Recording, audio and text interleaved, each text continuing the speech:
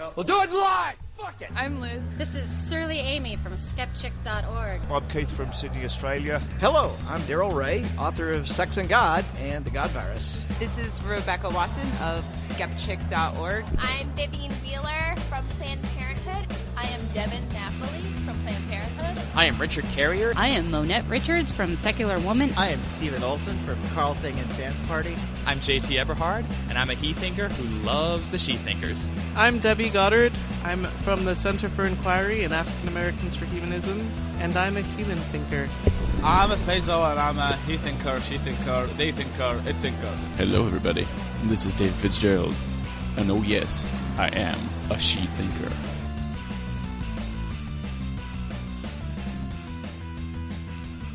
Hello and welcome to Secular She-Thinkers, where secular girls geek out and justifiably rage. I'm your host, Dory, joined by my co-host, Sturdy Nerdy. Hi, everybody. Today is April 19th, 2014. Tonight we'll be talking about Easter eggs and orgies. Woo! Woo! Pagan fertility fest or Christian death worship. The weird story of how Christians lied about the origins of the holiday. Hey, it's resurrection worship. Whatever. Christian zombies. Okay. Or liches, if you want to get technical. Necromancers. We'll also have The Secret Word, a Boston Troll, Atheist Bible Study, and the Stupid Sexist Song. But first, a word from our sponsor. She-Thinkers is sponsored by Audible.com. To check out their service and get a free audiobook of your choice, go to audibletrial.com/She-Thinkers. You can download books to your Apple and Android devices and just about anything else you might listen through. Again, go to audibletrial.com/She-Thinkers to download any free audiobook of your choice. That's SHETHINKERS, She-Thinkers. I like how you're mouthing what I'm saying as I say it. I know it so well. It's not distracting at all. I would fuck it up completely if you gave me that job, though. You all know I would. And we can't redo it because I don't do 2 takes. Nope. It's true. Totally. Splice in some reaction shot of me and we're done. See, I fucked that up. We're not doing it again. Alright. So, yay. Christian zombies. Yeah, alright. So, tonight's secret word. You ready for that? Yeah. I'm ready for this. Oh, wait. Hang on. Wait, what? Hang on. Did something mess up? Are we not on the air anymore? No, hang on. I'm just fixing Spreaker. Okay. Give me a second. I guess I can give that joke again. No, we're good. Okay. Okay. Go ahead. What's the secret word tonight? The secret word is fertility. Children love talking about fertility. It's true. That's how they got here.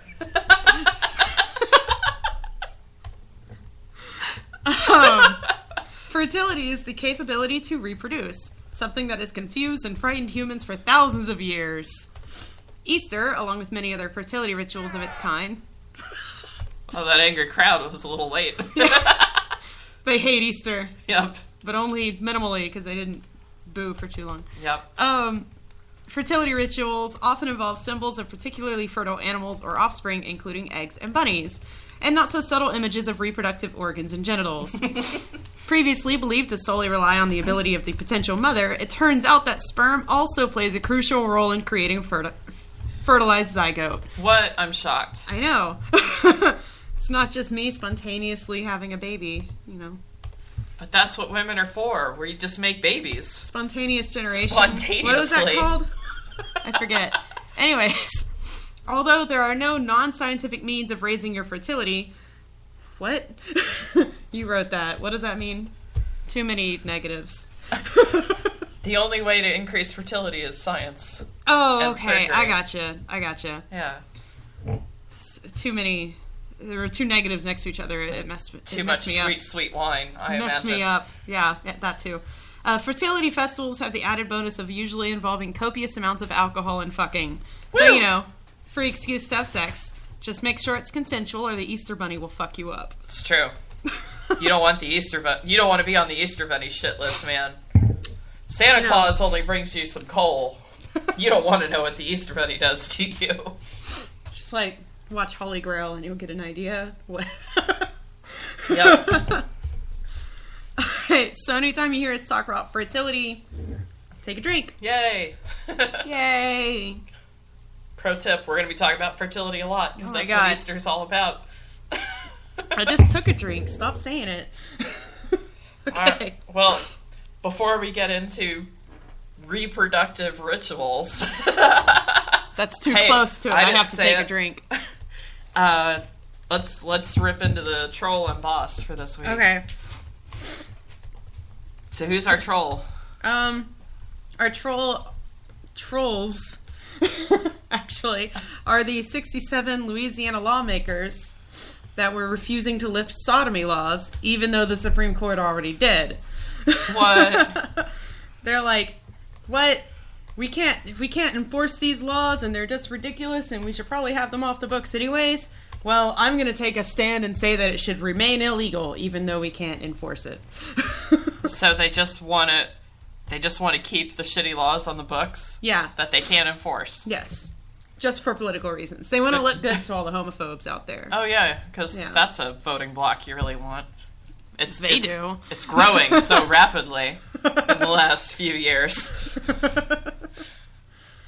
I'm sure it's the fastest growing demographic out there. So yeah, sodomy laws were struck down, what, 12 years ago? 13 years ago? I was like 13 or something when it happened. Lawrence v. Texas, man. It's the court case that taught me what sodomy was. Yep. Thank you, church pastor, for graphically explaining that one Sunday. I just remember going, I used to go to live showings of Rocky Horror Picture Show with my girlfriend at the time, because of course I did. And one of the lines that they say when Frankenfurter says, "There's no crime in giving yourself over to pleasure," it used to be that you would shout out, "There is in Texas." But this was right after the court case had gone through, so someone shouted out, "There is in Texas," and another person said, "Not anymore, Lawrence v. Texas, man." It was hilarious. I think I've already told our audience about how I learned about sodomy. Have you? I thought I had. I don't think you have. I forget when I'm drunkenly talking to you and drunkenly on the air. But yeah, I went for a short time. My family went with my stepdad to his church on Saturdays and to the church we've been going to since we were children on Sundays. And the church we went to on Saturdays was much smaller and much more, I guess, conservative-minded. Mm-hmm. And they were much more open about that. Because the church I grew up in This is the blood of Jesus, by the way, for anybody who's listening. We're drinking the blood of Jesus right now. It's delicious. The church I grew up in was conservative, but they didn't sit there and, they wouldn't openly talk about how sodomy should be illegal from the pulpit, basically. Oh. Sounds liberal compared to my church I went to. So here I am, 12 or 13 or whatever. I'm not sure how old I was. Young enough to not know what sodomy is, old enough to know how to Google it later. Basically. And they're complaining about Lawrence v. Texas. I don't know if it had already been decided or if it was about to be decided, something like that. And talk about how the gays are taking over because it's no longer illegal to be gay.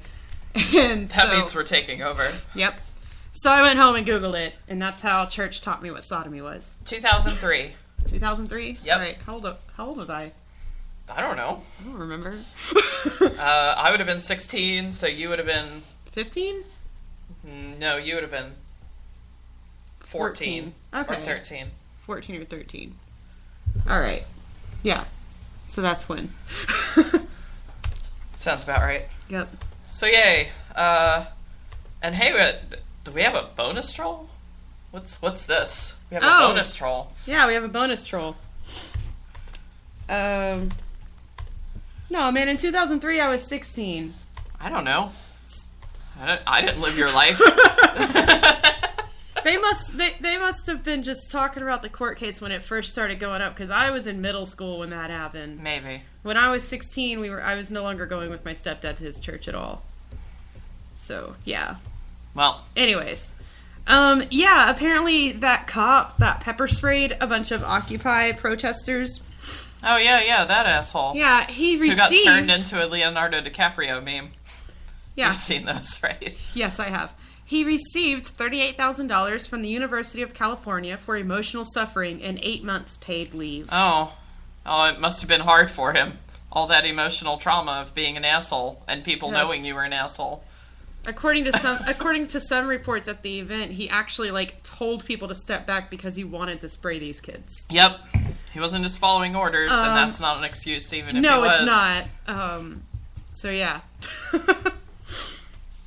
The guy who's like, man, I want to spray some kids for no reason and cause horrible pain and suffering.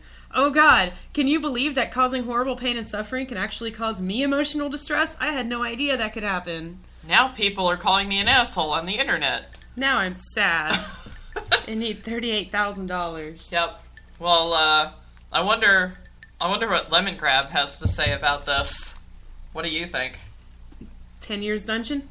Unacceptable!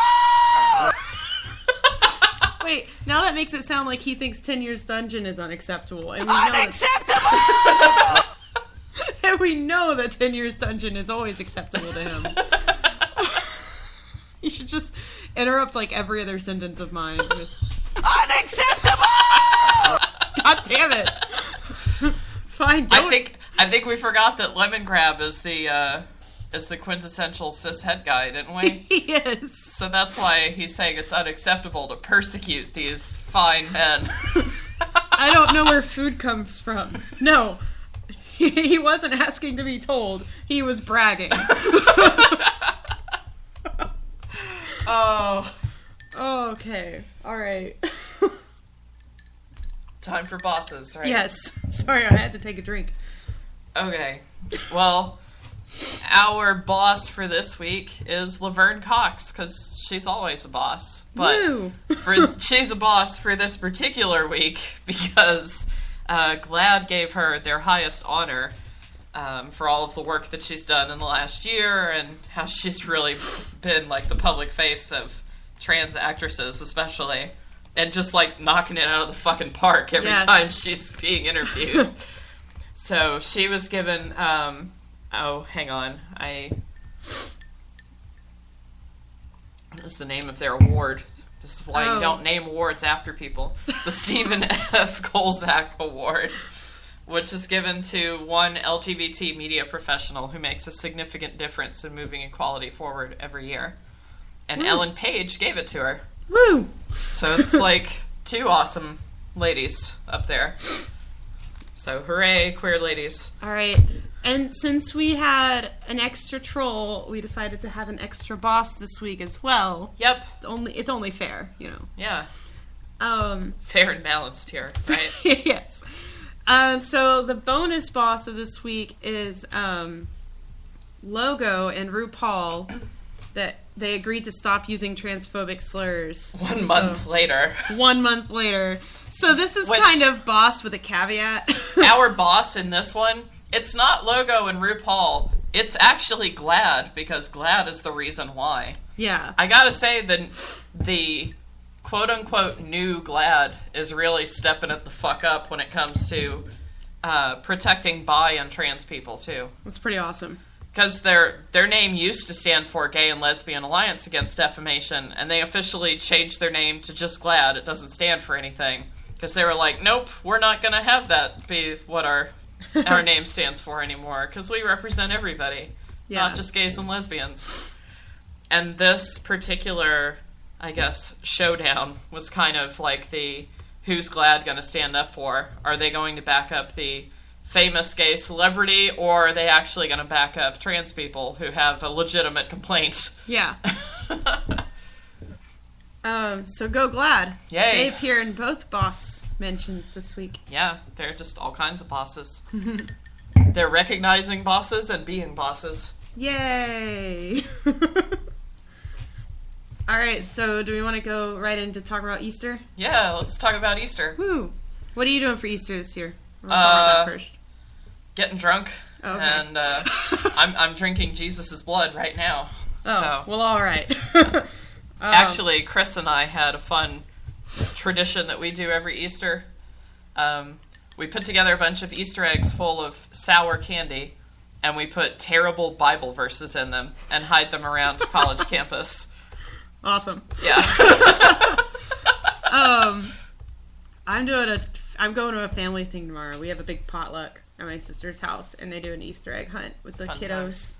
And it's adorable. Easter was never a big holiday in my family. Like, we had Easter baskets, and I know we went to some Easter egg hunts, but it wasn't a big deal in our family. Oh, Easter was like second Christmas. It kind of is for my nieces and nephews, because all, like, my oldest sister's kids were all born in, like, April and May. Yeah.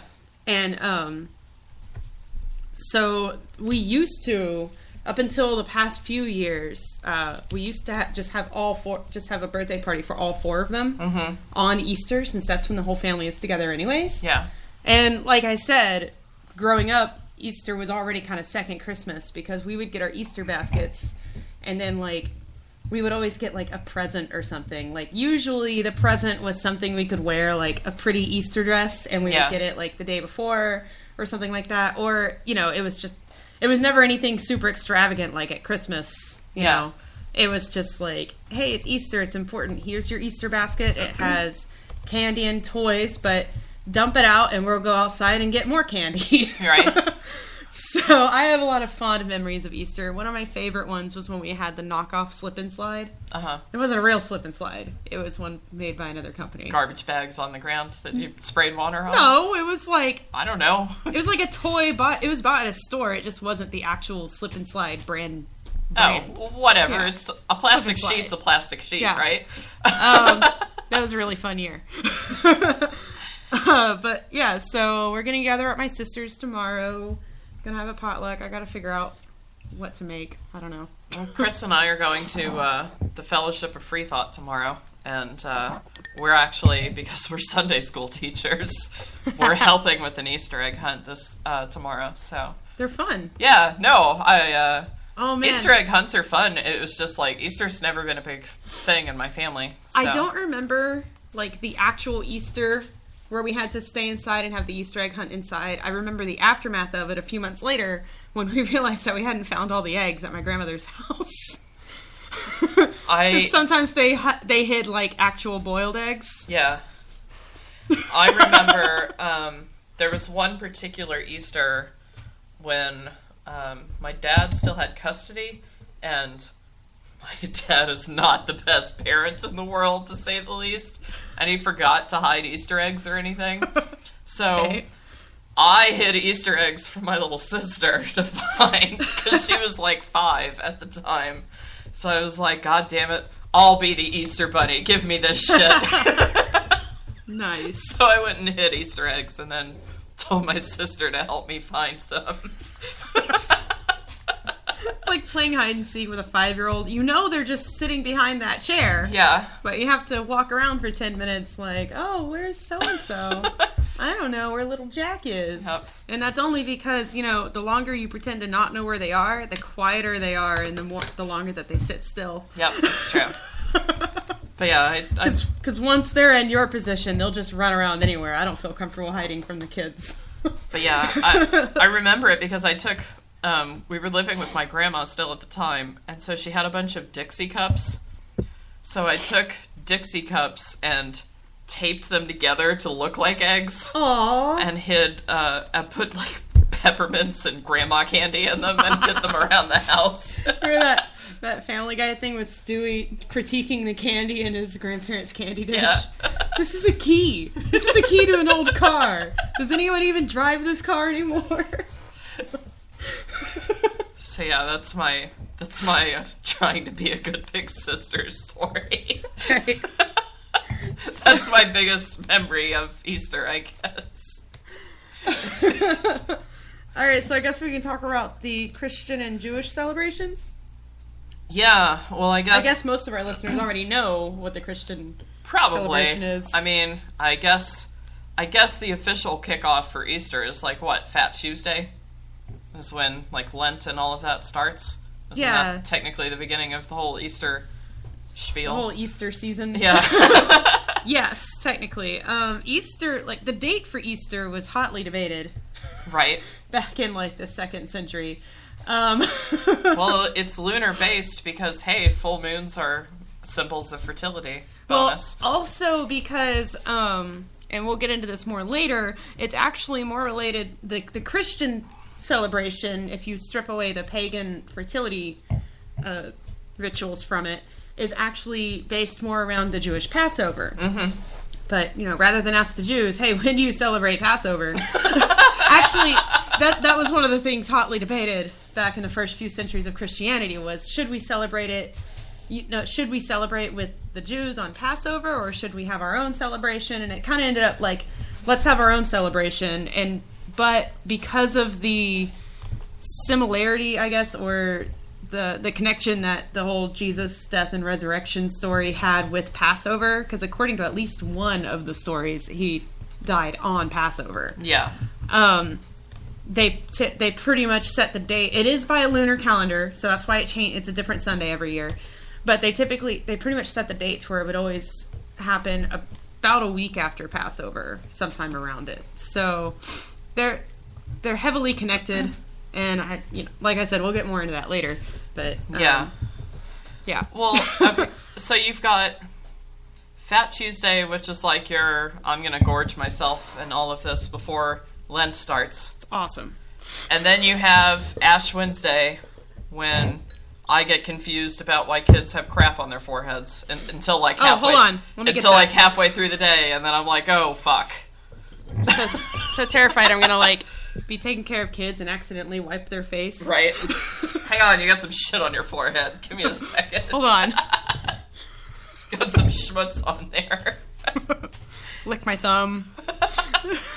So then you've got there's like Palm Frond Sunday too, or Palm Sunday. Palm Sunday is the Sunday before. Yeah, it's the Sunday before Easter. My church always had like a giant petting zoo.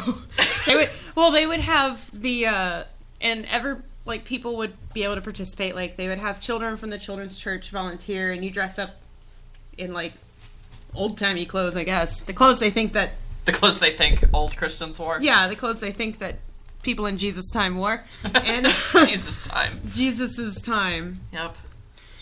Anyways, and they would reenact him coming to Jerusalem and everything, and hand out palm fronds and whatnot. And then outside, after that, because they would have live animals at my church, like come into the sanctuary as part of it.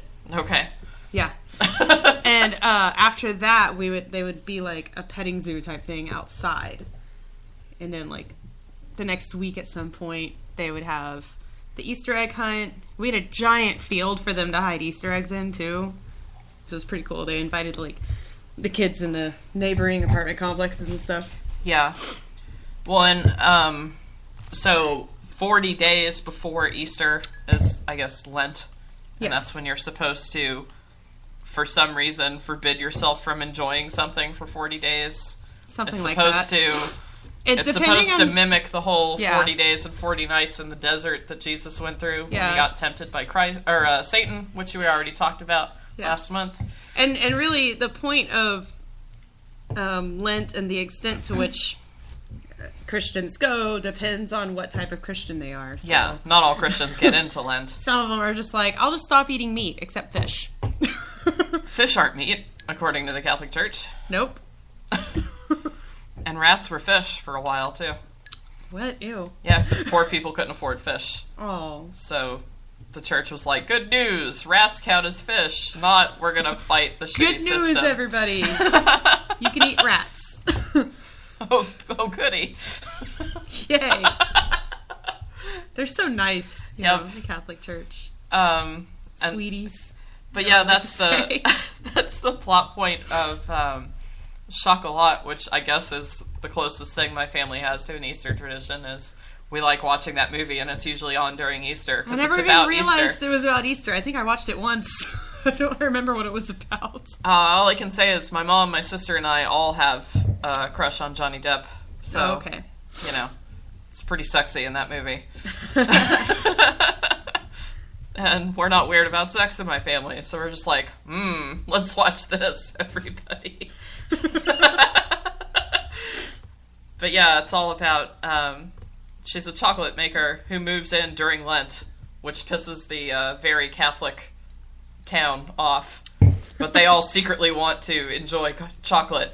So she's like part therapist halfway through it because people come to her with their deep, dark secrets. It's great. It's a fun movie. But yeah, I don't understand Lent, but I don't understand fasting either, or any of the I'm gonna deny myself things that I want in order to look pious. Yes. Denying yourself for the sake of denying yourself is spiritual and stuff. Hashtag first world problems.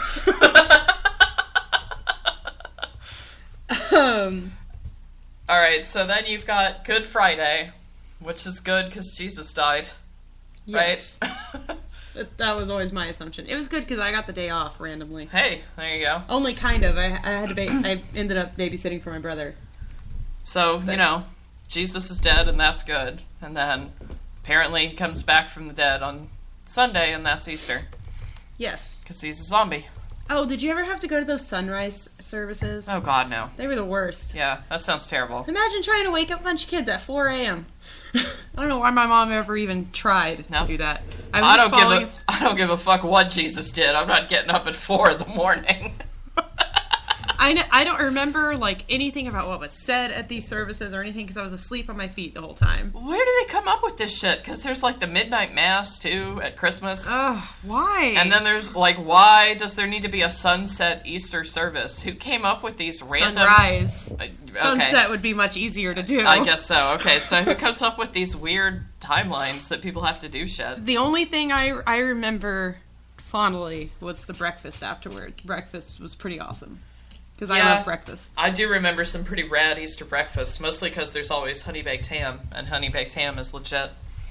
I don't think we ever had that. Oh, we did. Oh, it's some good shit. Damn it. It's very non-Jewish. Don't sully my memories of sunrise services and breakfast. Oh, no, this wasn't after sunrise services. This was just at my general? house. Yeah. Oh, okay. That's what we did at Easter, usually, is had honey baked ham and ate candy.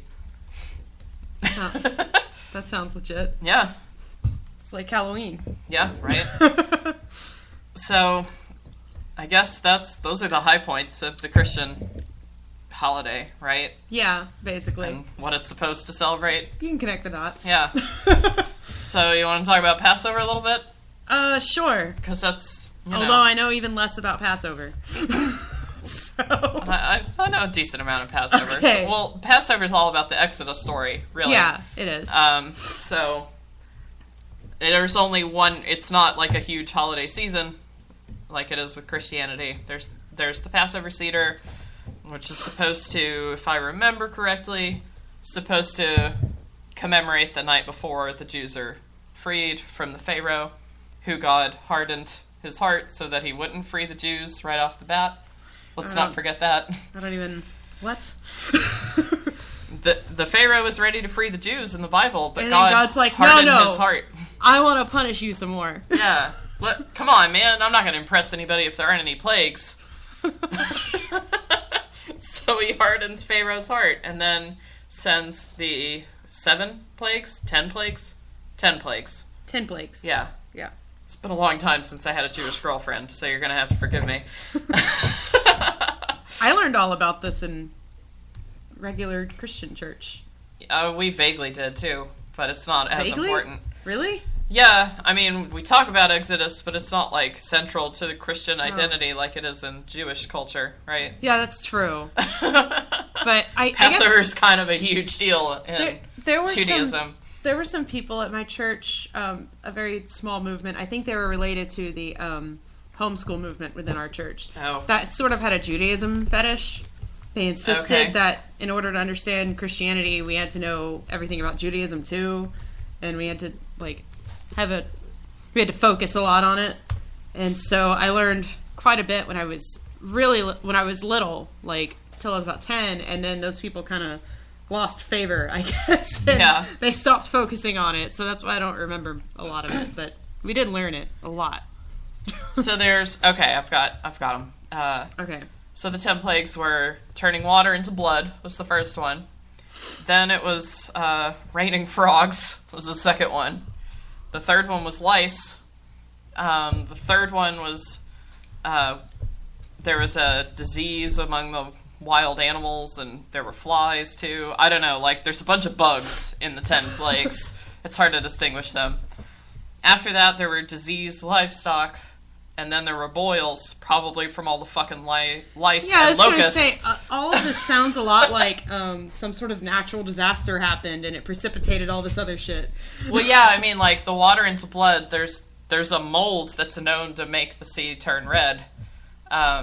So then the frogs come to eat algae the mold. Blooms. Yeah, then the frogs come to eat the algae, and then lice come, and then animals start dying, and then people get boils because of all these fucking insects and shit. And then there's the storms of fire, where apparently fire rains down from the sky. I don't know. And then there's volcano. More fucking bugs, because there's fire locusts. Was a volcano. Yeah. I'm just going to throw that out there. It's pretty obvious that God's a volcano in most of Exodus. That Moses is just talking to a volcano a lot of the time. Those sulfur fumes, man. Yeah. They get to you. And then, then the 9th day is darkness, probably from that volcano that went off a couple days ago. I don't actually think it was a volcano. I think most of this is I think this is just written down. Exaggeration and everything, but it's just funny. It's just fun to speculate. Yeah. And then the 10th day is the death of firstborn. And this is like the worst one out of all of them, because if God's all-powerful, why did he need to kill who knows how many babies in order to convince Pharaoh to let the Jewish people go, when he could have just let it happen from the get-go? If he hadn't hardened Pharaoh's heart, Yep. So yeah, that's what Passover is celebrating, is the 10 plagues of Egypt and the freeing of the Jews, which, P.S., there's no historical evidence of, but... Yeah, I was gonna put that in there. Yeah. Like, I get really annoyed when I see people, like, referring to slaves building the pyramids. I'm like, no, they didn't. Slaves did not build the pyramids. Right. No. Hired craftsmen built the pyramids. Yeah. People who really knew what they were doing. There's plenty of shit that slaves built, but, let's focus on what actually happened. And there's also the problem of Egypt's population not really being able, at that time at least, not being able to even sustain a slave population large enough to build pyramids. Mm-hmm. So, there's that. Okay. But, there's the Passover Seder, which is supposed to commemorate the freeing of the Jews, and that's really the main thing you got going on there. Not to say that they were never slaves, because they were multiple times in history. Yeah, just not... They have been shat on a lot as a people. Yeah, so, just not by ancient Egyptians. At that time. Yeah. Okay, so do you want to talk about pagans? Yeah, Those all are right. always fun. I love pagans. What's the deal with eggs and stuff? Well, what could that possibly mean? Like we already talked about, there's, Easter started out as a pagan ritual of fertility, and since humans had no fucking idea what got women pregnant, they had all kinds of weird shit that they did in order to try to improve fertility among women, because they didn't realize men even played a hand in fertility. True. So you've got eggs because, fuck like bunnies. Bunnies reproduce a lot. So there's that. But eggs don't come from bunnies. Oh, wait, I meant Easter. Some good wine. That's all I'm going to say. Right. I was like following your sentence and then what? Okay, well that's where the bunnies come from. We get bunnies from that. Okay, I gotcha. And then we have eggs because, again, it's baby chickens and there's a lot of them. Yay. And it's a sign of fertility again. Like, BMO carrying around his egg. Oh, BMO, how'd you get so pregnant? When one of us gets pregnant, Dory. Yep. When one of us gets pregnant. And then even jelly beans have fertility symbol backed up into them too. Well, they sprout. Yeah. Seeds and... Well, not actual jelly beans. Yeah. Beans. Beans and seeds were also part of the ancient is it Easter? Is that how you pronounce the... I think it's pronounced Ostara, but I could be wrong. I've only ever seen it spelled. I'm just going based off of the... For all we know, it's just pronounced Easter. Yeah, right? Right?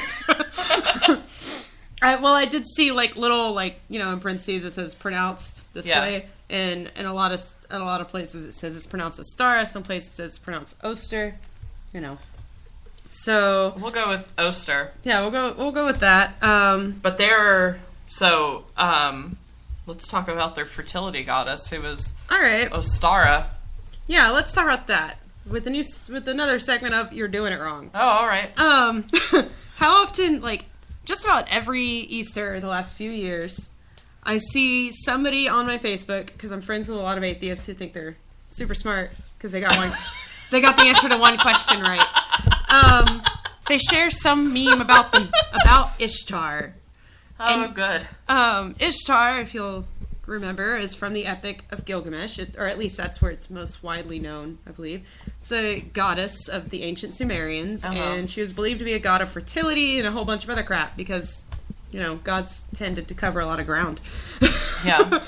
And a lot of people nowadays, especially in the atheist community, like to think that Ishtar is what Easter is actually all about. Well, you're wrong. Easter is not named after Ishtar.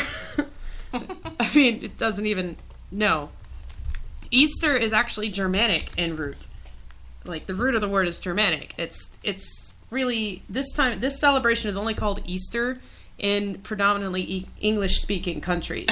And at least in Europe and most other countries, it's called some version of Pascha, which is from the Greek and Latin...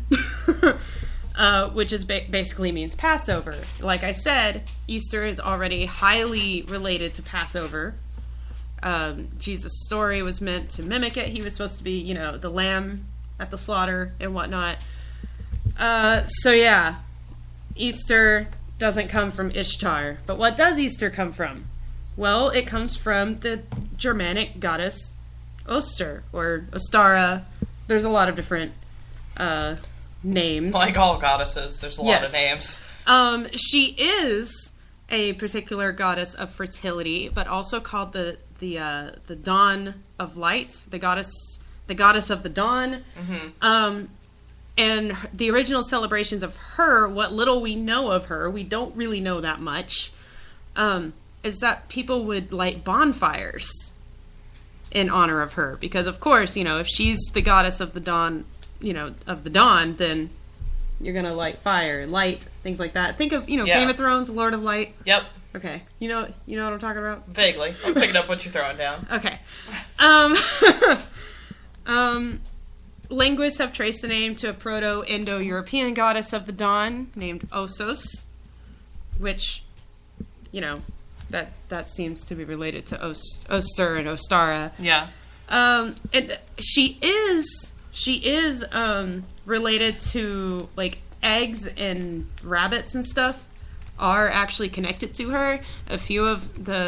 There are a few drawings and paintings of her and whatnot, and they always have some sort of bunny or other fertility symbol in there. So that part is true, but really Easter has nothing to do with Ishtar. Basically, she was celebrated as the returning of light. The fact that resurrection was already a huge part of her celebrations meant that it was easy for Christianized Rome to co-opt parts of the celebration and use it for the widely celebrated Christian Pascha. So, and for the record, Rome was doing this, let's co-opt the people we conquer's religion and gods before Christianity took over Rome. Yeah.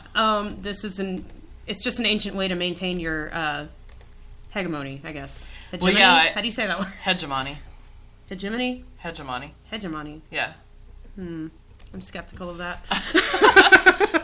Well, I wanted to throw in there that the original pagan holiday of, I guess, Ostra. We're going to say it different every time. Yep. Every time we say it wrong, take a drink. You don't know, so you have to take a drink each time. But the Temple of Cybele kind of co-opted it before the Christians did, because Cybele was another fertility goddess. And so they were like, oh, you guys seem to have a good thing going on. We'll just do the same thing. Yeah. But with our temple. And fun fact, Cybele priestesses were trans women. So that's fun. There you go. A little bit of trans history thrown in there for you. I do want to point out that we're not sure whether or not orgies ever actually happened during these celebrations. But come on, they're fertility festivals. Yeah. You could probably... A whole lot of fucking is what goes on at fertility festivals. You could probably safely assume the only, at least in Greek and Roman times, for their gods, there's this myth that women at a certain time of the year, typically considered to be the time of Easter, had to go to the temple of, I think it was the temple of Aphrodite, and prostitute themselves. Like, everybody had to do it.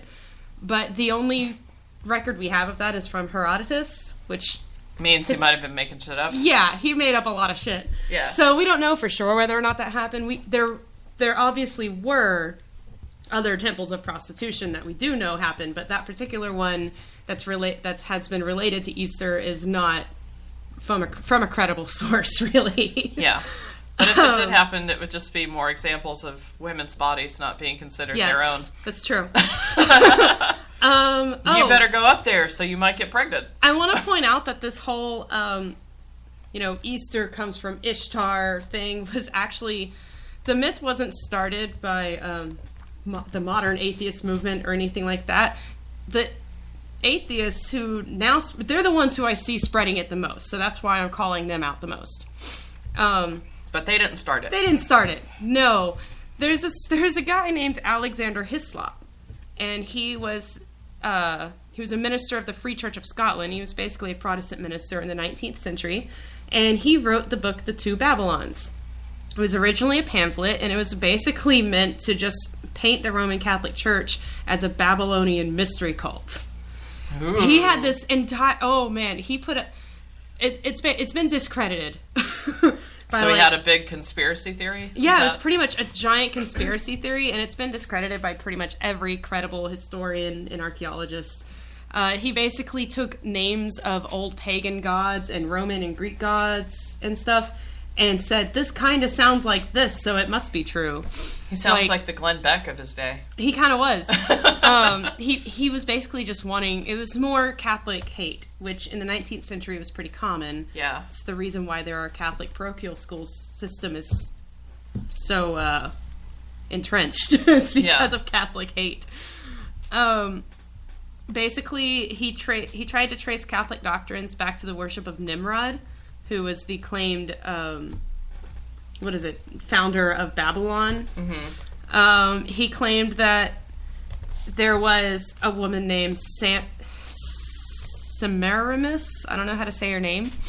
Damn biblical characters. And she was the one that the Virgin Mary was based off of. He's basically claiming that the veneration of the Virgin Mary and everything comes from ancient pagan roots, but thing is, there are some credible historians that can link the Virgin Mary with some pagan roots, but it's not the ones he's claiming. Right. And it's a much less tenuous link than what he's claiming. So, whereas you might find historians that can make a nuanced argument about it, his was very much, no, they are worshiping a pagan goddess. That was his take on it. So, I think it's kind of funny that some people within the modern atheist movement are co-opting a myth that was started by a Protestant in order to smear Catholics. Well, I mean, it is kind of funny when you think of all you need to do in order to find the best arguments against a religion or ask other members of that religion. And I call out people in the atheist movement for this because they're the ones that I'm most likely to hear it from, but right. I do know there are some Christian denominations that still believe this. Some Baptist denominations do. In fact, it's funny when Dory and I were researching for this whole episode, I was like, every time I research for Easter pagan myths, it comes up to Christian sites, and I don't find them very credible because they're all super fundamentalist. and they're like basically spouting about hellfire in between giving some weird historical like information. I'm like, I can't trust this, and they're not citing any of their sources. Right. And it all sounds very, very familiar after I read about Hislop here. It was, or Hyslop? I'm not sure. Well, yeah, I mean, you'll have someone's Christians. Home. Yeah, Chris must be home. You'll have Christians who will say that that you shouldn't celebrate Easter because it's a pagan holiday. Yes. And then you'll have Christians who say you should celebrate Easter because it's not a pagan holiday. And then you have those who say, well, we should celebrate Easter because, and they're the ones that a lot of times have the heaviest Judaism fetish. Yeah. Because I remember these people from when I was in church. They'll say we should celebrate Easter, but we shouldn't do Easter egg hunts or incorporate any Easter egg bunny stuff because that's pagan. We should just go back to the roots and celebrate Passover and then celebrate the resurrection. And they're the ones who also don't want to do sunrise services because to them, again, the goddess of the dawn. Oh, apparently Chris is locked out of the apartment. Oh, damn. We put the deadbolt on. We don't want anyone sneaking in here while we're recording. Half naked and drunk. Well, you want to go to commercial real fast, and I'll lock the door, and then we can come back and talk about this some more. Okay, so we'll be right back after this commercial break. And also unlocking the door. Yep. In 2012, Disney released a line of villain dolls depicting Ursula, the classically full-figured sea witch from The Little Mermaid, as a designer couture, size 0. From one rolling midsection and tameless will to another, my sweet Ursula, I cannot imagine the sick flip of your stomach to see your image dissected, chin shaved, waist cinched, your silhouette robbed of every ounce of delicious curve. To find, after 2 decades of existence, that your evil was more worthy of preservation than the iconic body that held you. You, big lady, were the only Disney character who ever looked like me. And while you may not have had the waistline of a princess, I'll be goddamned if you didn't have the swagger of a queen. The way you sashayed around your lair in full makeup, black flamenco number cut so low in the back that your every twist and shimmy displayed the gorgeous tuck of your rolls. You made back fat look fucking sexy. You made living in this body a little less like a curse. I wonder how they told you. Did they sit you down over tea, delicately frosted cakes lining your chipped porcelain, explain it as a marketing technique, a vehicle to make you more palatable to a culture that demands perfection? I hope you crushed the fucking teapot in the clench of your fist. I hope you grew 1,000 feet tall and drowned them in the whirlpool of your rage. I wish I could have watched you suck the voices from their tiny, breakable throats. But I know you wept. I know you licked the icing from each and every cake. I know you broke like a slow burn. Wasn't it enough that they made you a witch? That you were already beyond the bounds of their franchise royalty. They expected little girls to recoil from the wicked inside your laugh when instead they worshipped your honesty. Ursula, I don't want you cut down into bite-sized pieces. You weren't easy to swallow for a reason. I want you larger than life, flaming red lips, black flamenco dress. I want the thick of your tentacles, your conjurer's hands, the jiggle of your ample bust. I want you dressed to the nines on a runway. I want every little girl to see a heroine in a size 24. Ursula, queen of the ocean, you were never just a witch to me. You were perfect. Every pound, every inch, every swell, perfect.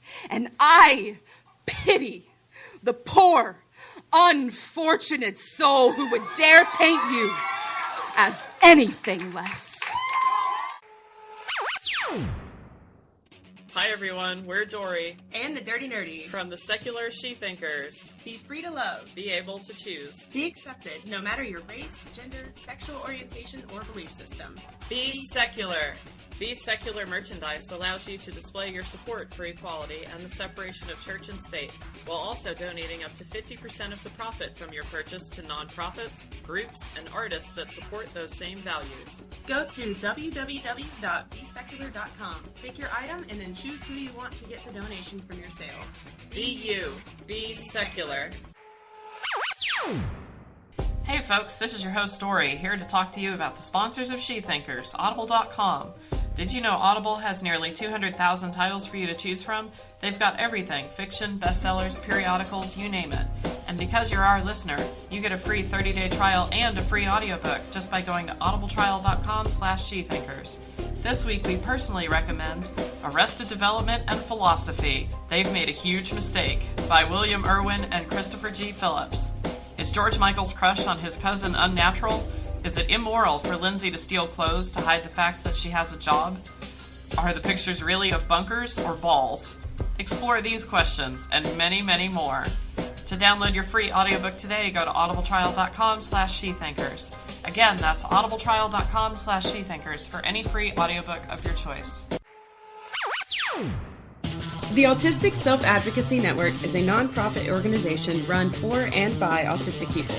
The ASAN engages in public policy advocacy, community engagement, education, quality of life-oriented research, and the development of autistic cultural activities. Visit their website at autisticadvocacy.org to see how you can help this organization. Their motto is, "Nothing about us without us."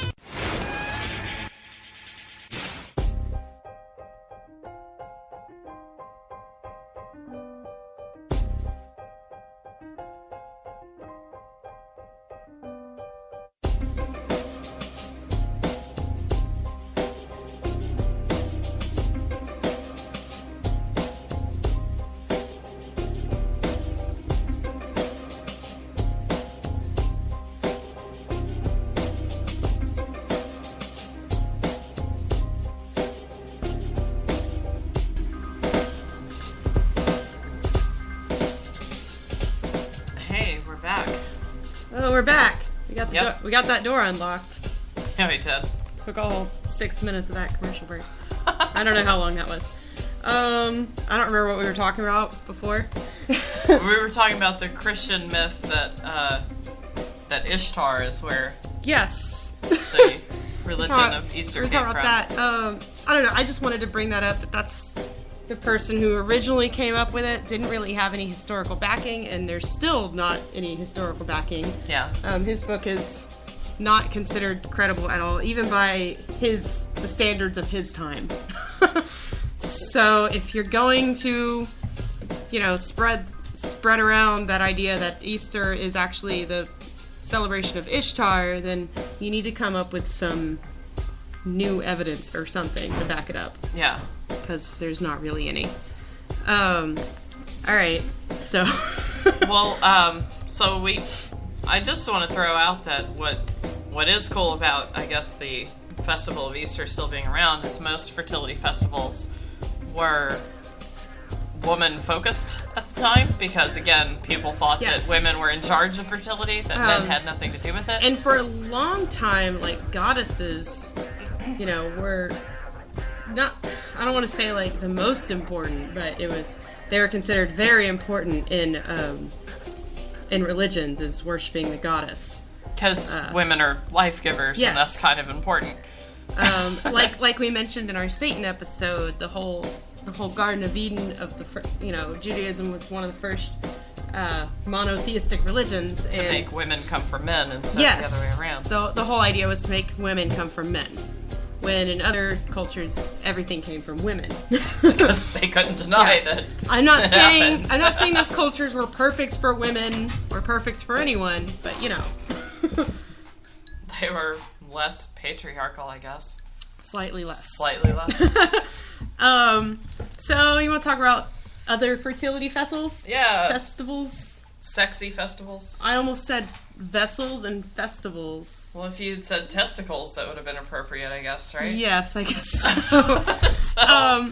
I think it's funny when I Googled fertility festival, it only came up, the first page was all about this phallus festival in Japan. Festival of the Steel Phallus. Yes. Which, I gotta admit, out of all the fertility festivals, looks like the most fun to go to. It's almost like cosplay, but for penises. Yeah, it's cosplaying as a penis.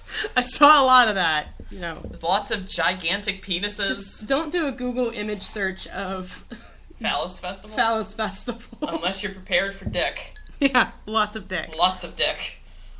I mean, fake dick, but still, very realistic looking fake dick in some cases. And all circumcised, apparently, I noticed, which was kind of weird. Yeah. In Japan, is that normal? I didn't think that was common. Yeah, I didn't. In Japan. Yeah. But most of the ones I noticed were circumcised phalluses. Totally not penises. But then I guess tying into that, you've got Dionysus had his festival every year, which also involved dancing around with phalluses and getting drunk on wine and having orgies. What did you find? There was this festival in Hungary. Oh, it's part of Easter. Oh, is it part of Easter? But okay. I imagine it's from some older pagan festival. Probably. But they call it watering of the girls, like we're plants, I guess. Or it's their excuse for a wet t-shirt contest. But they pour water on women during Easter as a symbol of fertility. Yep. So that's fun. There's also May Day, which some people still practice, which is also like basically a different version of Easter. But it's the first day of May rather than, oh, let's get out our moon charts and see when Easter's going to be this year. Let's go see what the Jews are doing and then celebrate ours a week later. Did they do Passover last week? All right, this week is Easter. This is Easter.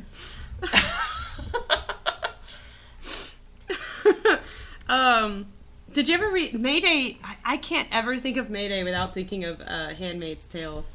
Oh, yeah. Did you ever read that book? Yeah, it's been a long time. It was their code word. And when she thinks about May Day, she remembers her mansplaining husband. Seriously, I reread that book now, and I'm like, whenever she talks about her husband, Luke, I just have to roll my eyes. Because she talked about how he used to relish in pointing out the quote-unquote differences between men and women, as if she said there weren't any. She's like, as if I ever said there weren't any differences. Mansplaining. And then, like, she ruminates on the origin of the of the word Mayday, and then he brings up that the word Mayday as an SOS signal, comes from the French. Just means I need help. Yeah. Help me. Basically, that's the translation of it. It's a reflexive verb. Woo! I remember that from French. So we have some fun fertility sites from around the world. Ooh. There's the Mennan Toll in Cornwall in the UK, which is literally like the most rudimentary vagina and rudimentary penis. And it translates to the whole stone. Yep.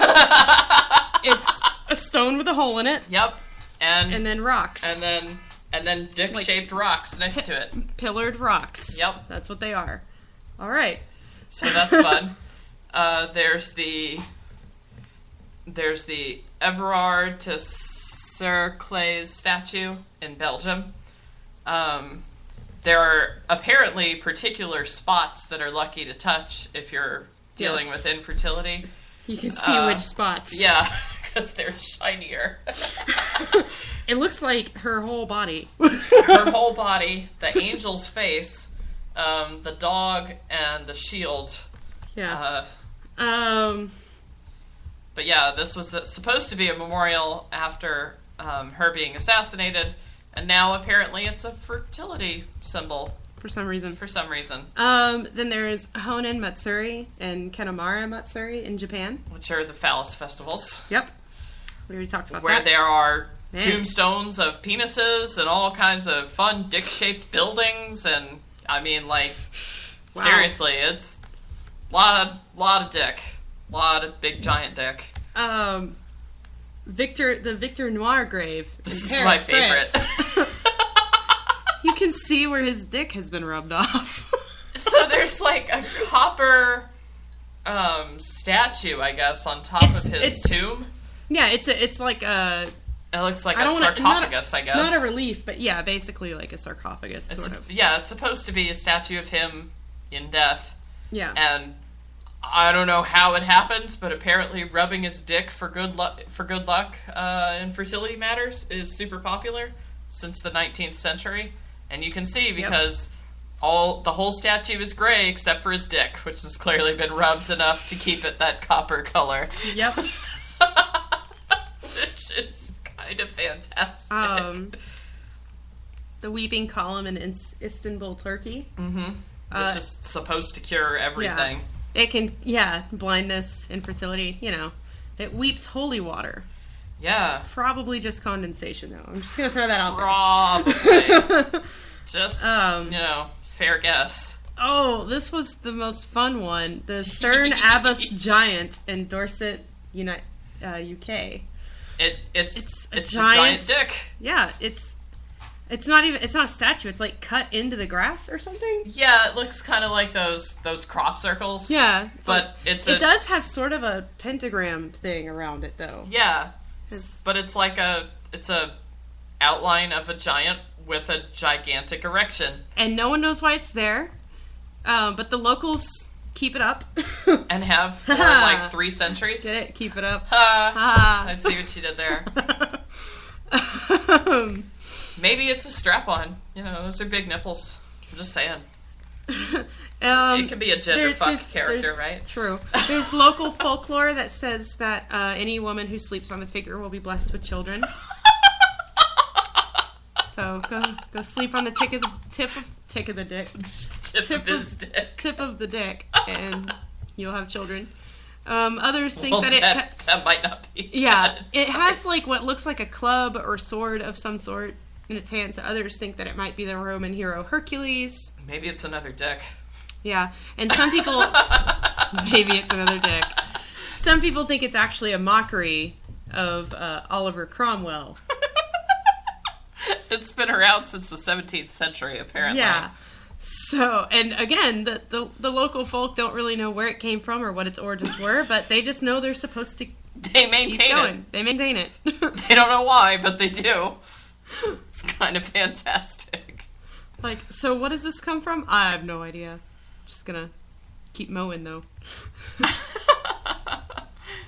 And then there's the Osun Osogbo Festival in Nigeria, which is actually, it's been marked a UNESCO World Heritage Site, which is kind of neat. Oh, that's cool. But basically the festival involves a virgin is selected by the gods, but not to be killed, unlike the Aztecs. No, she just carries things into the river for the fertility goddess, who's supposed to live in the water.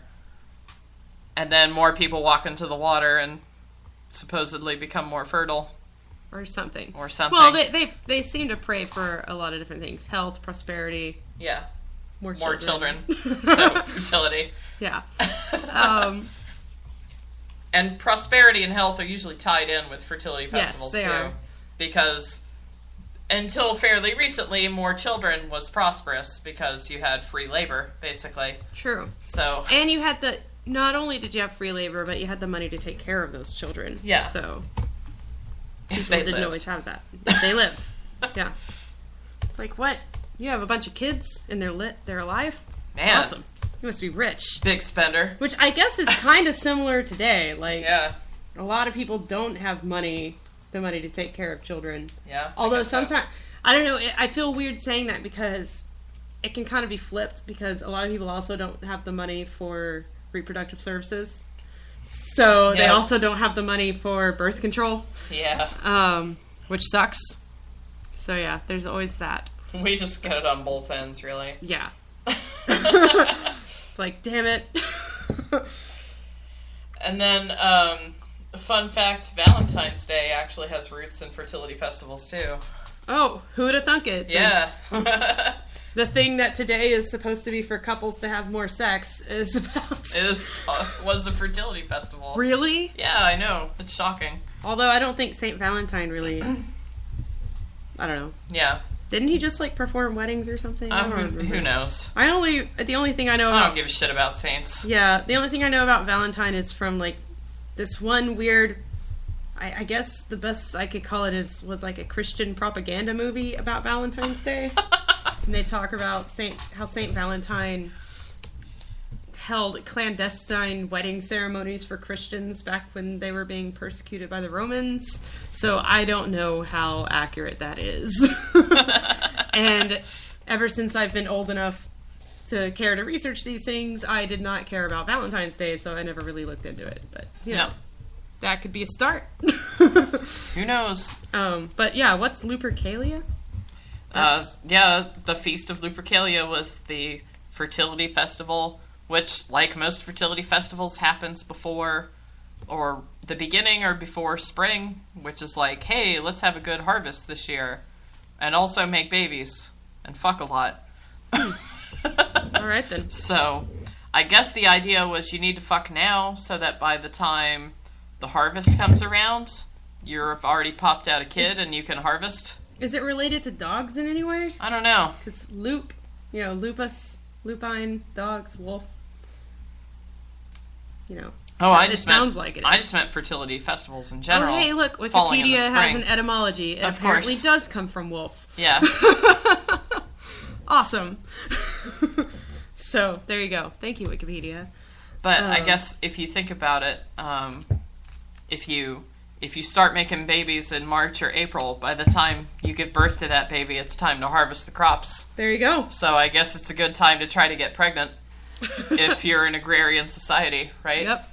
If you gotta put that fucker in a sling and keep picking crops, I guess that's a good time to do it. It's when you start planting crops.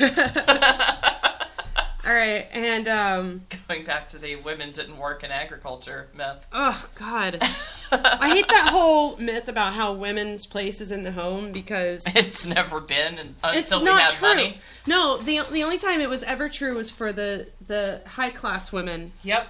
Of rich families. They were the only ones who could afford not to work. It's only families that had money that didn't have working women. So this whole idea of women going back into the workplace, they were always in the workplace. They just weren't in the high-paying workplace. Or paid at all workplace. Exactly. They were working in the fields or working in a factory. I hate that stupid myth. Yep. Okay. So our last little segment for Easter is about chickens and bunnies. Yeah. Actual chicks and bunnies. Yep. Not symbols, not chocolate bunnies, not the Easter actual eggs. Ones that you can buy in a store as pets. Because a lot of families go out and for Easter they will buy their children a chick or a bunny or sometimes a baby duck. Somehow those got thrown in there. I guess because they don't know the difference between chicks and ducks. I don't know. Who knows?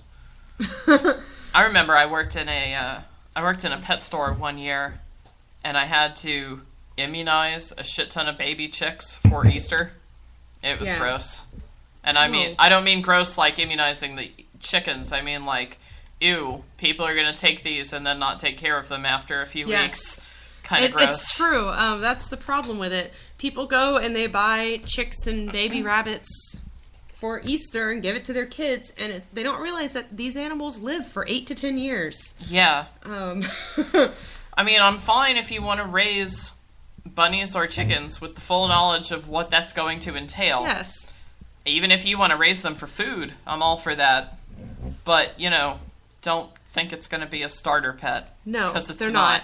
You want a starter pet, you should start with rodents. Gerbils, hamsters. Fish, hermit crab. Yeah. When I was a kid, I mean, we had cats growing up, but that was, we weren't expected to take care of that cat. It always fell on my mom and dad to do that. Yeah. But the actual pets that we started out on were all rodents or small animals of some sort that lived from a year to 3 years at most. Yeah. Man, I couldn't even keep a fish alive. To be fair, though, I accidentally won that fish at some fair or something, and I don't think it was healthy to begin with. Yeah, probably It died not. after 2 weeks. And I never missed a feeding or anything, and I always clean the water. Yeah. Like, I'm like, how did this thing die? What happened? Yeah, pretty sure it was already unhealthy. But, anyways, but yeah, so if you're looking for a starter pet for your kids, go with something that doesn't have quite such a long lifespan.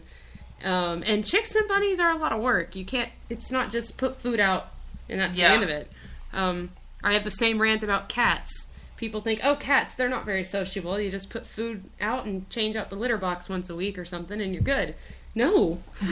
I have a cat, especially if you get one when they're a kitten. They need to be played with or they will destroy your shit. I mean, my particular cat is the easiest cat to take care of because he's basically just a grumpy old man. But yeah. He's not playful at all, which is unusual for cats. Yeah. Basically, if you're getting a kitten, it's like people really think, oh, well, because they have this idea that cats are aloof, which they kind of are, more so than dogs. Yeah. But they still need interaction with others. Mm-hmm. They're not entirely social creature. They're not pack animals or anything, but they still get lonely. They still need to have something to get their energy out on, especially in the first 2 years of life. Yeah. I mean, I was just telling Dory about how when I wake up in the mornings, my cat... Kitty. Yeah, if I'm not up and out of bed by 8 a.m., he is crying at my door. And he'll cry at my door before that, but that's when he won't leave. Like, he'll start around 5 a.m. crying at my door. If I don't answer, he walks away for a while and I can get back to sleep. And he does that off and on for the next few hours. And then by 8 a.m., if I'm not out of bed, he just cries at the door. And he will not stop. There's no stopping. And what's funny is this morning I slept in and the boy was letting me sleep until 10 since we stayed up really late last night and stuff. And he said, and I always figured, because the boy leaves early in the morning every day of the week. And on the weekends, I don't normally really sleep in that much. I usually pretty much just get up when he does. And today I slept in. I always figured that Starbuck was just out there crying because he was lonely and there was no one out there to play with him and he knew I was in my room. I figured if somebody else is out there with him, he wouldn't do it. No. This morning he cried at my door until 10 a.m. And the few times that he stopped were the times when the boys stopped to play with him or hug him or something. And he said he would only pay attention to him for a few minutes and then he would go right back to my door and sit there and cry. Be like, no. He wanted me. I need dirty. He wanted me. So this idea that cats, you can't just get them and then put food out and be done with it. Yeah. And it's the same with chickens and bunnies. You actually have to take care of them. And sadly, people don't. And they die in the first year of life. Yep. Which is shitty. It is. It's really shitty. Take care of your pets, man. Not a wild concept, I would think. No, it's not. Well, I guess for one last little fun story before we move on to other segments. Okay. You want to hear about when I used to be a Sunday school teacher? Yes. So this is when I was 13, I think, and I was the kindergarten Sunday school teacher at my church. And you know me, I love kids because they don't have a filter, which I appreciate. So, of course, I had already told them that Santa Claus was one of the 3 wise men during Christmas. And I didn't get in trouble for that, so I guess I was emboldened by the time Easter came around. And the kids asked me why. We celebrated Jesus, but we also had the Easter Bunny during Easter.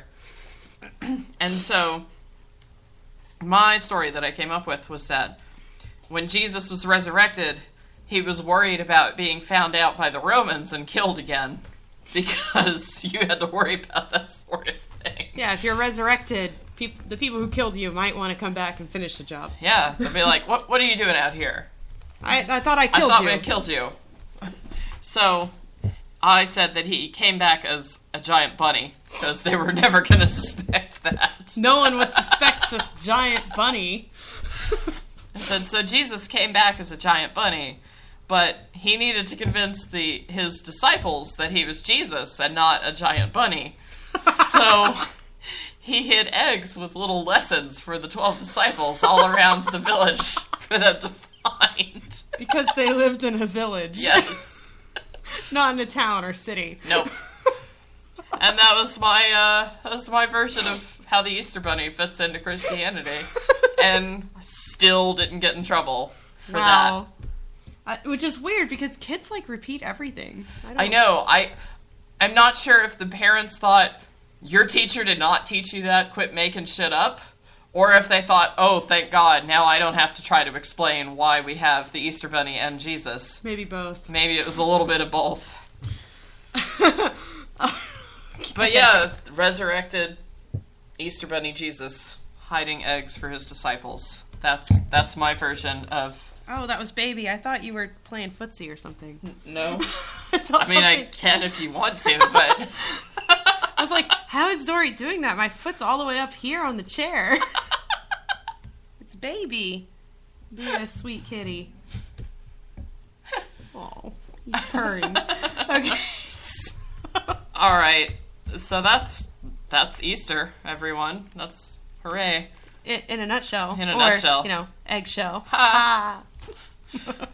Okay. Oh, did I tell you on the air or off the air about Chris and my tradition that we engage in? Both.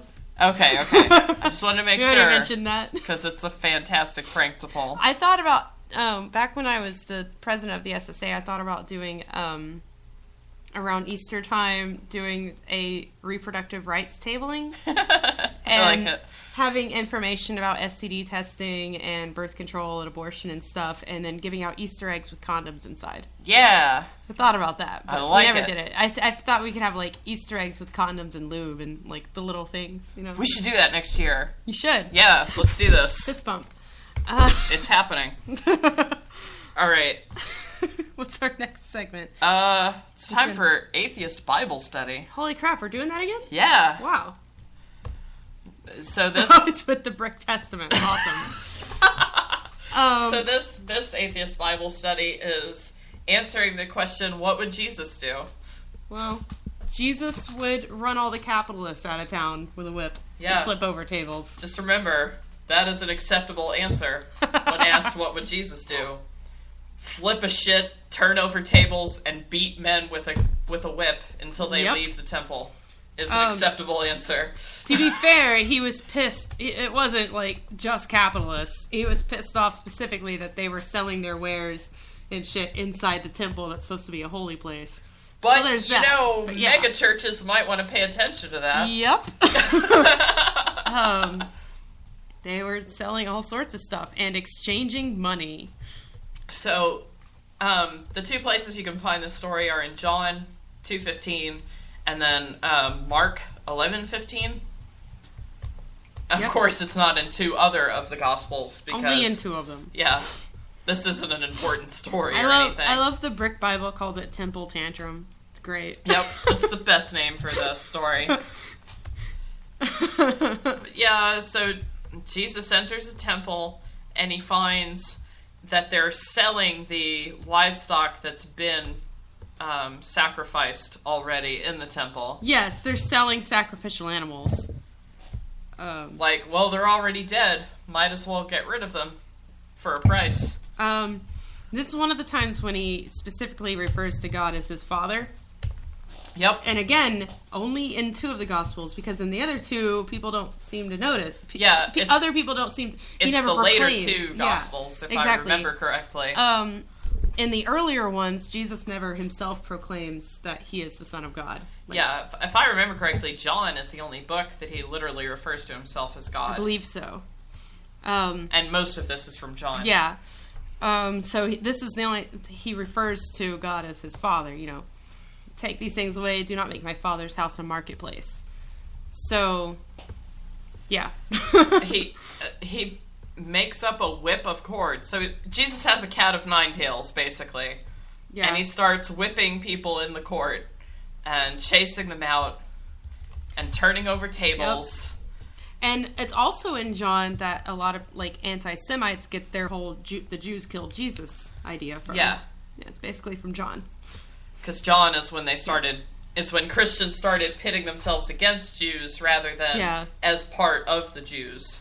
So early on in the first early Gospels, Jesus is definitely more Jewish than he is by the time you get to John. Yeah. And John, the pretty much the whole temple tantrum thing was precipitated this whole, oh shit, we got to kill this guy. Yeah. It's very anti-Semitic. It paints the Jews as really, or at least the Jews in charge of the temple as really money hungry and greedy, which is the typical anti-Semitic stereotype of Jewish people. Yeah, which apparently has been around for thousands of years. Well, if, in Europe they wouldn't allow Jewish people to own property, what else are they going to do other than usury? Yeah. What other job are you going to have? But in Mark and John, this is supposed to be the thing that sets off the Jews wanting to kill Jesus, basically. Supposed to be. Is Jesus flipping a shit on merchants in the temple. Yep. Which, I'm against capitalism. I like the mythical version of Jesus that's against capitalism. I don't really like the biblical version of Jesus, because he's got some weird, fucked up ideas about a lot of things. But I like the mythical version of Jesus that Christians usually talk about. Yeah, and I don't like the anti-Semitic overtones of the story. Yeah. Subtext, if you will. Yeah. It's a little creepy. But the anti-capitalism part I love. Yeah, all about that. If you want to portray Jesus as an anti-capitalist hippie who's all about, sharing the wealth and helping out everybody, I'm all for that. Helping the poor. Yeah. Woo. I don't know how conservatives claim Jesus is on their side, but I guess you can... Cafeteria Christianity means you can pick and choose anything you want out of the Bible, right? Yep. So, Jesus wouldn't have cured you unless you were on a health plan. I don't know. Are you paying for this, or is your employer? Who's your primary care physician? Gonna have to charge you as a specialist. Alright, so I guess we can go on to the sexist song. Alright. Stupid sexist song time. What is it? You picked this one. Yeah, so I should know it. It's Layla. Eric Clapton, man. I'm gonna have to skip like a minute into it because it's like all guitar solo. Yeah, early on. I was trying to think of a funny pun of guitar and masturbate together, but I just couldn't. So he masturbated on his guitar for about a minute and a half before starting. Right. All right. So let's just jump in after a minute of guitaring. Let's do it. Okay.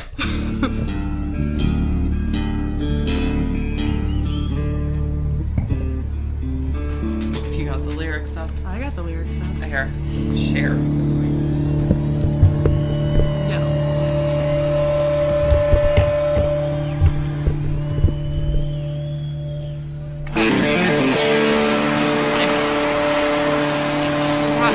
Pregnant pause was not pregnant fertility. So many jokes. Although I am badass. That's what matters. That's all that matters. You should play rock band. Rock and rock.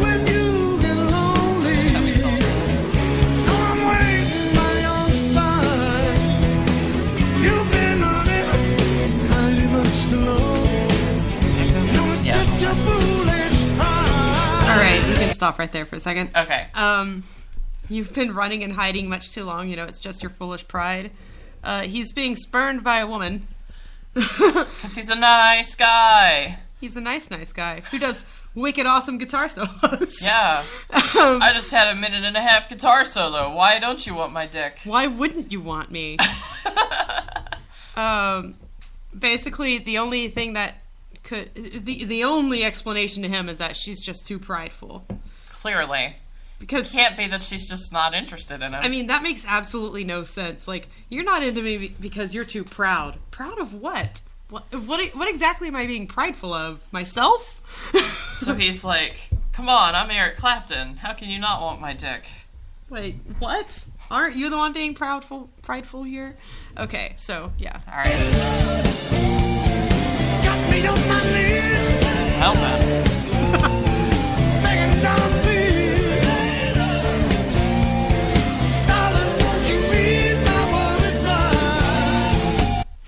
So she won't get with you, so you're worried for her? Like, I don't understand how... Is this weird mono jealousy again? Maybe. I don't know. It seems like she's not even with him, so... Yeah. Maybe he should have gotten on his knees a little bit more often. Just saying. Cuddling his jokes. Damn it. How did we do that? I don't know. I think we hang out too much. Alright, let's go to the next. Well, you're the one in charge of that. Time to give you consolation. You're a man, I let you down. Like a fool, fell in love with you. Turn the whole world upside down. That sounds like a personal problem to me, dude. Right? It's the ultimate nice guy anthem I again. know. Apparently nice guys have existed for a long time. Yep. It's like the guy she's with is giving her a hard time, and so you console her when she's upset about it. But you only console her because you want her V. No, he's claiming that he fell in love with her after this started happening. Or something. I don't know. Clearly that didn't happen, because he's all butthurt that she's not in love with her. Yeah. Or she's not in love with Well, him. he says, I tried to give you consolation like a fool, I fell in love with you. It's like, well, you shouldn't have fallen in love with her then, I guess. Well, I mean, I don't know that you can really always help that, but...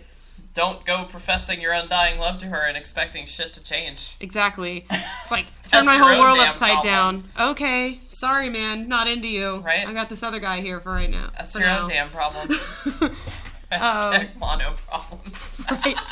Well, even then, I mean, Right. just because you're poly doesn't mean that you want to have sex with everybody. No, it doesn't. It's like, no, I still don't want to have sex with you. You know, primaries first, man. If you have primaries, they're important. Yep. All right, we can keep going, I guess. Okay. Hand me some more wine while we listen. Okay. Got me on my knees. Yep. Begging Sam. Needs more up. Darling, won't you ease my worries mind? It's probably make the best of this situation. Or I'm finally go insane. Please don't say you'll never find a way. Tell me all my love's in vain. Listen, man, your love isn't that special. Okay. I mean, as a bi girl who falls for straight Christian girls all the time, I can tell you right now, no one in particular's love is really all that special. Right. Doesn't matter how much I love someone. It's not going to change them. It's not going to change them, and I'm not going to beg them like he's on his knees and begging. Well, yeah, it's like he's guilt-tripping her because he has feelings for her. My world is turned upside down. Don't tell me that my love is in vain. Like, it's not in vain. You can still do nice things. It's always nice to hear that someone loves you. Right. It is. It sucks if you don't love them back in the same way that they love you, but it's still always nice. That doesn't mean your love is in vain. It just means maybe you should move on. Sorry. Yeah, I mean, you can't control what other people do, so it's fine if you're in love with this person, but you can't expect them to also be in love with you. And I really love the whole let's make the best of the situation, as if it's her situation. Right. It's like, no, I'm not part of this situation. No, this is all on him. This is you. This is your problem. It's not my problem that you love me and I don't love you back. I know it sucks, and that's a terrible feeling to have. Yeah, I mean, we've all been there, and it's no bag of fun or anything, but... But I don't put it on the other person. You don't put it on the other person and act like it's their fault. It's like, you know, let's just go back to a straight Christian girl I liked for a while. I'm not going to go to her and be like, hey, look, I really like you, and I know it's against your religion and that you're straight, and but I'd like you're already married, and you're not poly, but... we have a situation here, and I think we need to fix it. They'd just be like, "Oh, we have a situation."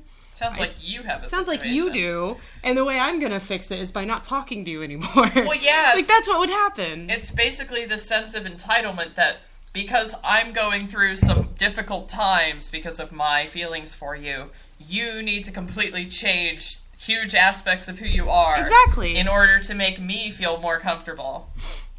And again, it's like, before I finally go insane, no, you're not going to go insane. You'll get over it, man. You will. It sucks. Give yourself a month. You'll be fine. If not, go see a counselor. Not this poor woman again. I know. Please don't go back, girl. Got me on my knees. Of course he does. Probably another wicked guitar solo in there, too, or something. I know, right? So I guess the takeaway to this is dude falls in love with a girl who's with somebody else, and he makes it her problem when it's really only his problem. And he shouldn't do that. That's the biggest problem with these songs. Because, again, like, unrequited love or whatever sucks. Nobody's denying that it doesn't suck. When you have feelings for somebody else and they don't have feelings for you, that's a bummer, I guess. But when you then feel so entitled that you expect them to fix the situation, you're an asshole at that point. Listen, I'm in love with you, and I want to have sex with you, but you don't want to have sex with me. How are we going to fix this situation? I don't see that there's a situation that needs to be fixed. Right. We're not going to have sex? Is that... There you go. Problem solved on my end. And, I'm not lying when I say there have been people I've wanted to have sex with in the past who did not want to have sex with me, and it wasn't their problem. Right? That's when it was my problem, and, it was all on me to move on and deal with it. That's what sex toys and other things are for, right? That's what imagination is for, man. Imagination and sex toys. Please don't tell them. No, don't be a fucking creeper. But, I'm not going to be the thought police either. No. Well, that's why I say, I don't care if you imagine, I just don't want to hear about it. Yeah, exactly. Do what you have to do to get over it. As long as it doesn't involve you unburdening yourself onto them in some way. That just makes everything awkward. Right? I mean, I've been in situations where, like, I had a friend who was monogamous and had another person that he was with, and I had feelings for him, and I put it out in the open to be like, hey, I'm probably going to be awkward for a while. I'm just letting you know so that you know why I don't want to hang out with you as often. Yeah. I'm trying to get over my own shit right now, so... And that's different. Yeah. You didn't put any responsibility on them. You just said, hey, I have feelings for you, and I know that it's not going to happen, so I want to not be around you for a while so I can deal with my shit. Yep. It's not because I have any problem with you. Yeah. It's because I need to get my shit together before we can be friends. And there is nothing wrong with that. Right? It's if you had been like, we need to discuss this in depth. Right. I don't understand where that sense of entitlement comes from. Me having feelings for you means that your whole life needs to be turned upside down. You are now involved in this. What? No. Yeah. Your feelings for me do not automatically make me involved. God, and nice guys. Well, I was going to say, as long as we're on nice guy rants, we just need a whole nice guys episode. I think we do. Really. There might be people confused about why we have a problem with nice guys. Well, we'll put nice guys TM, right? Yeah. The boy doesn't have a problem with the concept that there are guys, making fun of guys who claim they're nice but are really just trying to get sex tokens. Yeah. Isn't that what it is? That's pretty much it. You filled out all the... that was your last punch on my nice guy card. Now we get to have sex. Hot diggity. I can stop pretending like I actually care about you. Yeah. He doesn't have a problem with that concept. It's just he bemoans the fact that the term nice guy is now an insult. He's like, aw, damn. Because he really is an actual nice person. I call Chris a good guy instead of a nice guy. That could work. I could see that. Yeah. Good man type thing. Yeah. But, so he's like, isn't there some other word you can come up to make it the derogatory term instead of nice guy? I mean, they came up with nice guy. They're the ones who call themselves nice guys. True. Yeah. It's not on us. But I understand his pain. He's yeah, no, I get it. An actual nice guy, but he can't say as such because then he'll be lumped in with nice guy TM. And I'm like, I'm sorry, man, it sucks. I'll vouch for you. I generally don't trust people who broadcast that they think they're nice. True. I don't trust people who say they're good Christians. I don't trust guys who say they're nice guys. If you have to tell me rather than show me that you're a decent person, I don't believe you. And if you're doing so in order to argue that something you've done isn't shitty, then it's even worse. Right. I mean, I have done shitty things, and I think I'm probably a decent person most of the time. It doesn't mean that I can't do shitty things, though. Yeah. And that's going to be true for everybody. But yeah, so. Get over yourself. Is that all we have? I think so. Sweet, we can go jump in the hot tub now, right? Oh, it's past 10. Whatever, we'll do it anyway. It'll be fun. The cop told us not to last time. We'll pretend like it's probably a different cop now.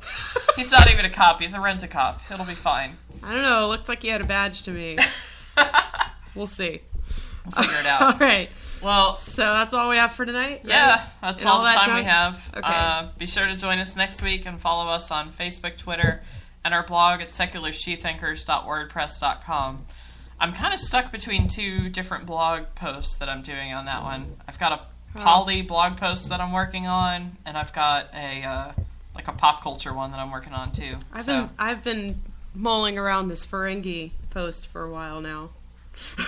My problem is that because I'm so close to finals, I have like 15 to 20 pages worth of papers every week that I have to do. So then you don't want to write. Yeah, so I don't want to write for fun.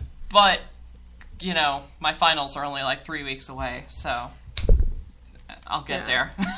My problem is just a general lack of internet. Yeah. Which you can help if you donate. Oh yeah, you want to throw out your JGR for money? I hadn't gotten all the details worked out, but I'm working on bringing back the Justified Ginger Rage. Yeah. For pay. JGR for pay. Yes. Everyone remembers all those, right?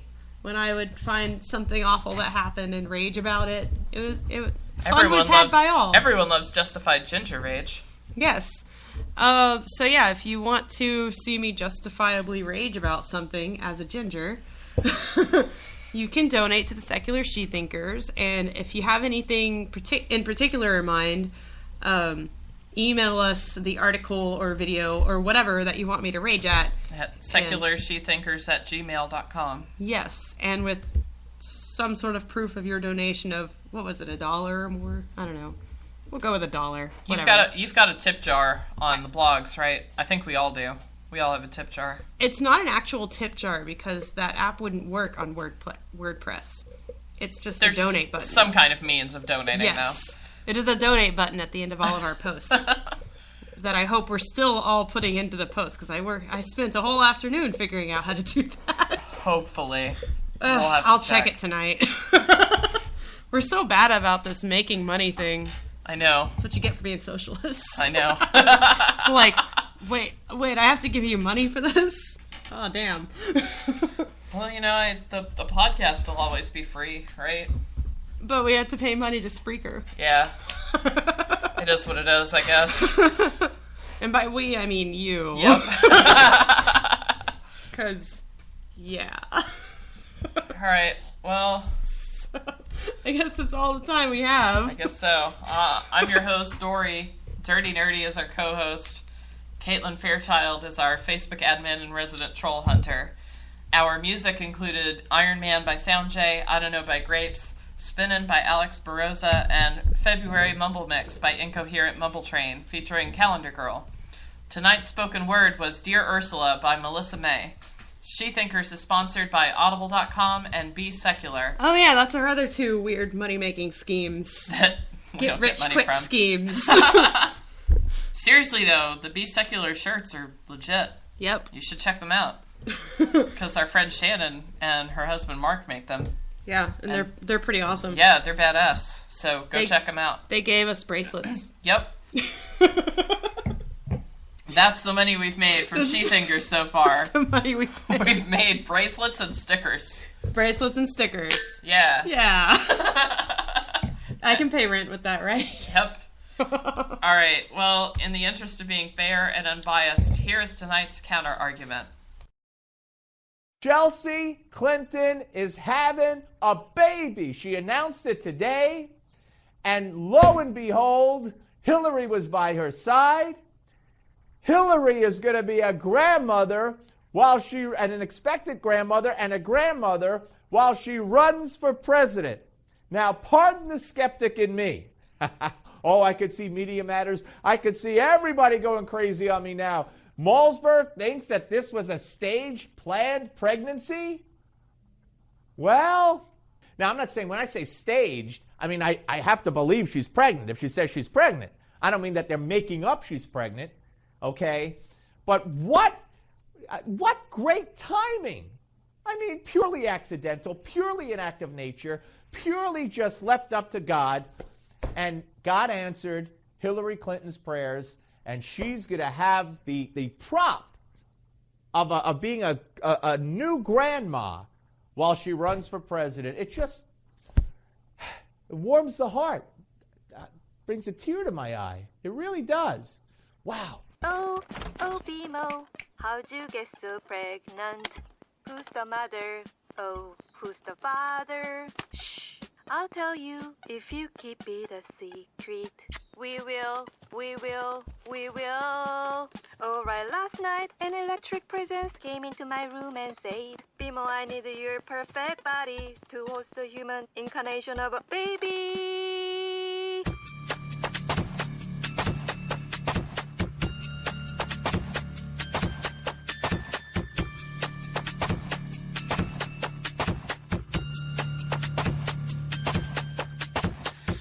Lift me up, let me go, silvery. Planet smooth while you're lying next to me.